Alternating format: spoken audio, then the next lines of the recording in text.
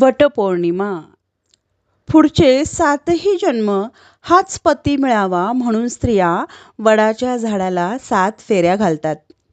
पण माझ्याकडे माझ्या माझ्या मैत्रिणी, सोसायटीतल्या मैत्रिणी नटून थटून, सोन्याचे दागदागिने घालून, पैठणी, नऊवारी, नाकात नथ वगैरे घालून तासन तास वडाला फेऱ्या घालताना दिसतात.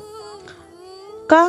तर सोसायटीतील आणि शेजारच्या बिल्डिंगमधील सगळ्या स्त्रिया जोपर्यंत जोपर्यंत वडाची पूजा करायला येत नाहीत आणि त्यांचं ह्या मैत्रिणींच्या दागिन्यांवरती लक्ष जात नाही, त्यांचं कौतुक करत नाहीत, तोपर्यंत यांचं व्रत आणि यांच्या फेऱ्या काय पूर्ण होत नाहीत.